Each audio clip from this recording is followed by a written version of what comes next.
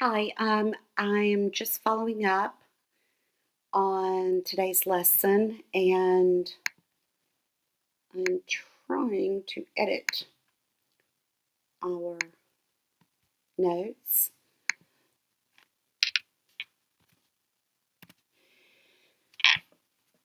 From this picture. Um, the idea that I was trying to get across was that it's far easier to describe a picture that you can see. The harder part is to make someone see a picture from your description, to see a picture when all you have are words. So, what makes a setting work? Setting is the time and place and atmosphere where a story unfolds. Sometimes I feel like in reading a book, the setting is a little bit boring to me. First, because I don't care about the book yet. I haven't met the characters, and so I'm not waiting to see what happens. I haven't been pulled in yet. But the setting is really vital so that when the action takes place, you understand it. One terrible example is when I was teaching years ago about the diary of Anne Frank, who hid in the attic of a house, I believe in Amsterdam, during World War II because she was a Jew and her family would have been hunted and put in concentration camps. And we teach her diary sometimes as an autobiography and sometimes the play version. And I had a teacher come into my class and say, I don't know what happened. The kids, after we read the play, were asking me why Anne was hiding. And that teacher had not explained World War II, the Holocaust, the fact that Jews were being imprisoned and hunted and killed. And so the kids just didn't get it. You've got to build background and you've got to build a setting before a story can take place and really make sense. The setting is almost a character in a good story. So the three key elements to setting are sensory detail. Again, you show, you don't tell them what they see. You make them see it. You make them hear it. You make them smell it, touch it, and taste it through descriptive language. Show, don't tell. Also, that sensory detail should create a mood, an atmosphere. We ended with that in class just now because I think it was Olina who said that the atmosphere was quiet and calm. So everything else builds. Oh, you're right. I think that is bamboo. Good grief. I'm so sorry. That is an example of how culture and perspective determines what we see. I'm not used to bamboo. I'm used to long, tall pine trees in a forest. Good grief. Interesting. I'm gonna have to go back and tell group one. Anyway, we still got the quiet and the calm among the bamboo forest. Now, um, and then the purpose. The setting reflects the character, drives the story. It's there for a reason, and so the story has to come out of it. Okay, so this next part I'm going to do a little bit quickly, and then I want you to ask me if you have questions. Macon was an old town, but it was a tired old town when I first knew it. In rainy weather, the streets turned to red slop. Grass grew on the sidewalks. The courthouse sagged in the square. Somehow, it was hotter then. A black dog suffered on a summer's day. Bony mules hitched to Hoover carts flicked flies in the sweltering shade of the live oaks on the square. Men's stiff collars wilted by 9 in the morning.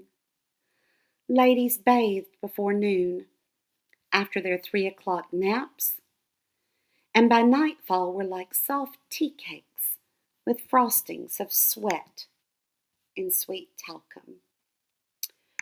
I am going to import a slide from group 1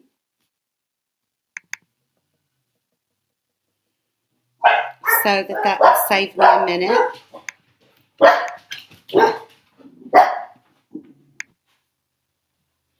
So this is what the first group did today. They have a different PowerPoint. We didn't talk as much about the unknown words. We went straight to the sensory details and then tried to find words for the mood, the atmosphere. Now, a little bit of background on the book, which,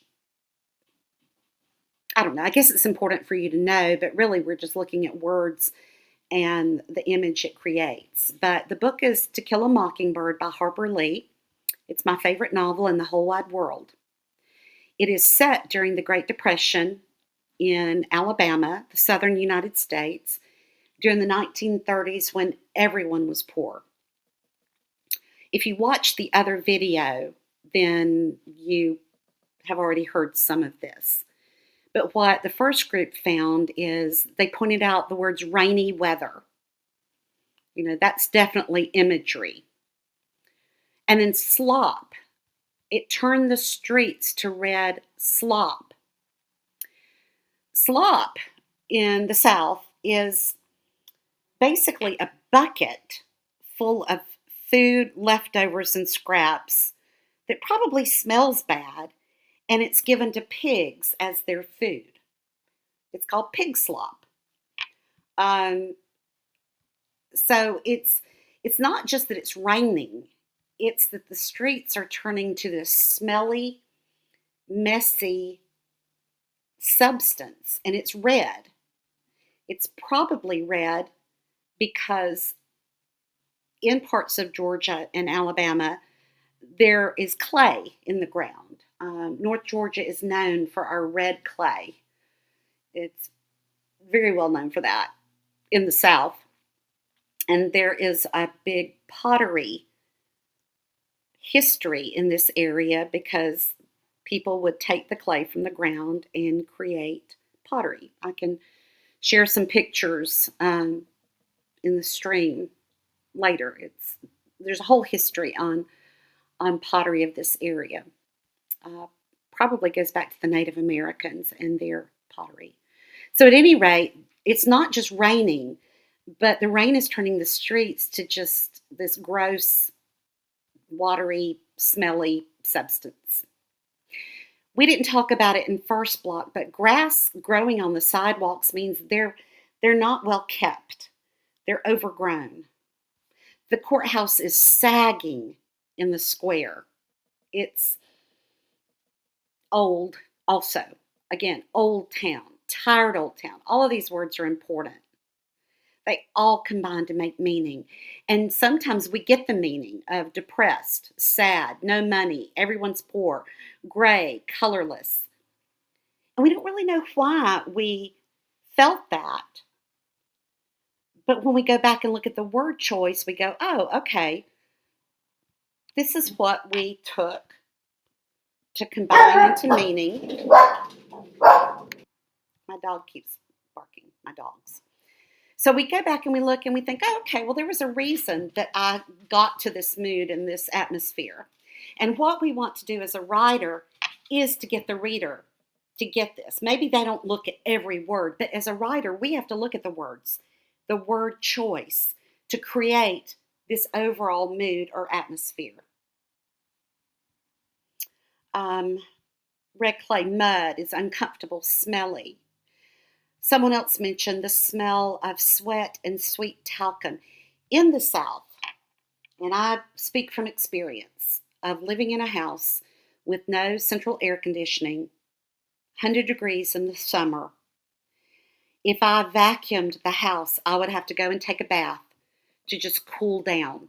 And I would keep my hair wet to stay cool. And that was the only way to get cool for me, was to take a bath. You might get a wash rag, a piece of fabric, and wet it and put it on your face. When I was in Galatz, no, it was when I was in Prague. When I first got to Eastern Europe this summer, my hotel did not have air conditioning, and it was really hot. And I would get a towel and wet it and put it over me and over my face and my neck just to stay cool at night. It was miserable. So the whole thing about sweat and sweet talcum, ladies would bathe. They'd take a bath before noon. They'd take another bath after their 3 o'clock naps. But by nightfall, by nighttime, they were like soft tea cakes, soft little cakes, like cupcakes. And the frosting was made of sweat and sweet talcum. Talcum is a powder. It's a baby powder sometimes, and it's used to absorb sweat. Sometimes we put it on babies' bottoms so that they won't be, their skin won't be aggravated when they have a wet diaper. But it's a powder, and even though it's a sweet smelling talcum powder that the ladies have put on them to absorb the sweat, they still have the sweat there. It's like trying to put perfume over a bad smell. So the sense of smell, sweat and sweet talcum, pig slop. Ladies are different from women. Maybe it's an English thing, I don't know, but women are just kind of ordinary and regular people. And ladies, you're supposed to say yes, ma'am, and no, ma'am. And it really goes back to almost a class system, because the truth is that if you were a farmer's wife, you were probably out in the fields all day, and you probably didn't take 3 baths a day. You were probably lucky if you had one. And you were working hard, and so you just smelled like sweat. The ladies, they even had an afternoon nap. Now, I love naps. That's when you take a little break and go to sleep for a little while in the afternoon when it's so hot. But again, if you're having to work for a living during a time where everybody was hungry, you don't get a nap and you don't get 3 baths a day. You just get hard work. So we have this group of ladies that are a little bit different. But even they are going to smell like sweat by the end of the day, because that's how hot it is. First block didn't talk about this, but a black dog suffered on a summer's day. Black absorbs heat. I mean, again, that's supposed to, instead of saying it's hot, Harper Lee said, a black dog suffered on a summer's day. It's the same thing, but it just sounds better here. Someone mentioned probably dust, the dirt roads. Bony mules. People didn't have cars. Not everybody. There were a few cars. But your poor people, the farmers and all, they would have mules hitched to carts. A Hoover cart was just named after President Hoover. It just gives you the time period. Bony mules means they were hungry. They were low in weight. Everyone was poor and everyone was hungry. And if the people don't have enough to eat, animals certainly don't have enough to eat. And then again, going back to the old town, tired old town. Streets were smelly. The grass grew on the sidewalks. The courthouse, even the courthouse is tired. To sag means to drop lower. Even the buildings are hot and tired. It was hotter then. It wasn't hotter then. It's hot now, but now we have air conditioning. Um, there are flies in the sweltering shade. Sweltering means heated, sweaty. Even the shade is hot. And the square is the middle of town. Stiff collars. I don't know if y'all are familiar with like starching shirts so that they're very wrinkle free, but they're wilted by 9 in the morning. Everything is tired. Everything is hot. Everything is drooping. And then we come to this point. Everything is sad and depressed. There's no money. And it's just not a pleasant world. And into this setting of poverty and heat, we're going to have a story of how people mistreat other people just because they can. It's a story about prejudice. Prejudice toward black people. Prejudice toward women. Prejudice toward a certain religious group. A lot of people in the South are Baptist. It's a denomination of Protestantism.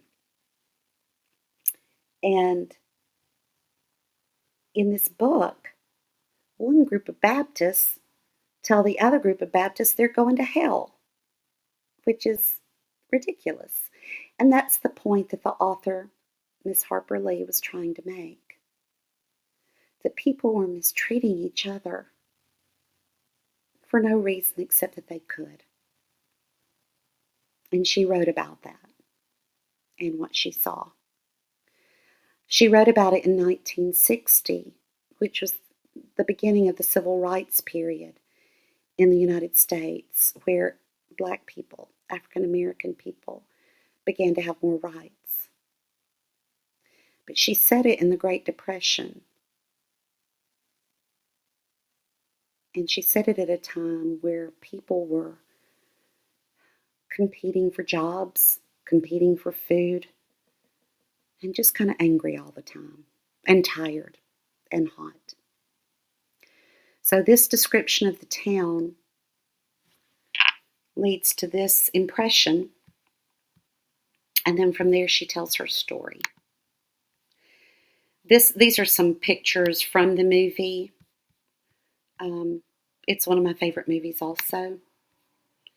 I spent way too much time finding this GIF, I think it's called.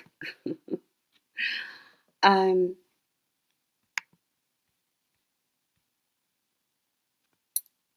next thing we were going to do in class today that we didn't do because of running out of town was to take a prompt, like a train station at midnight. And I think I went through this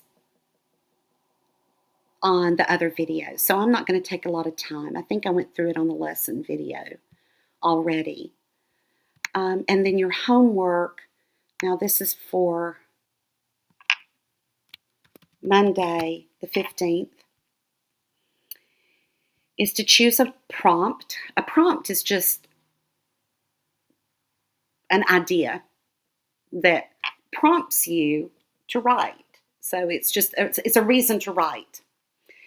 If you prompt your dog to move, you're wanting them to get out of the way, you might push them.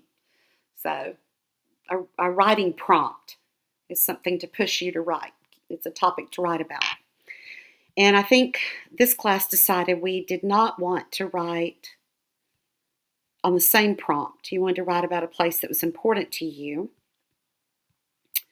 I had 2 ideas, and I'm going to try to write about both of them. And so due Monday is a short paragraph, 5 to 7 sentences, focusing on setting description. And I want it to be more like this, where word choice makes us see and smell and hear and taste and whatever I left out, touch the setting. Don't tell us about it. Show it to us so that it becomes real in our minds. That's not an easy thing to do, and that's why we're going to practice. So use sensory detail to create mood because that setting is related to the purpose of your story. And this might be a setting you use later in the story, the personal narrative that we'll start writing. But it doesn't have to be. It can just be a setting you want to describe, a place that's important to you. Okay, so write a description of a place so that the rest of us see it, and we'll share some of those on Monday. I don't know if you want me to share your work before Monday, I can do that. If you want feedback, or we can wait and just begin to talk about it on Monday. Yeah, that's what I had said before, and this again is going to be Monday,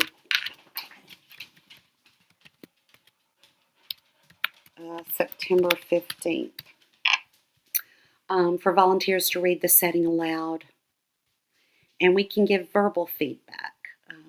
What were some of the really strong details that helped, and then how did that make you feel?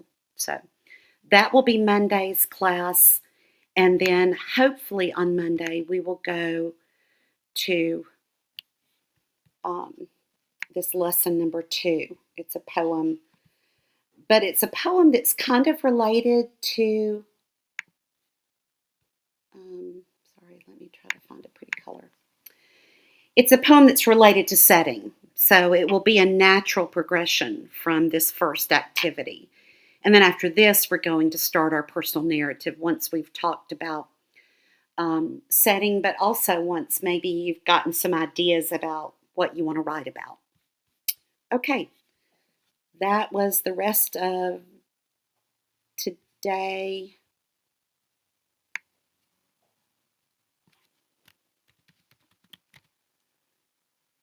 Today's lesson, sorry. And thank you for today. It was both groups I really enjoyed very, very much.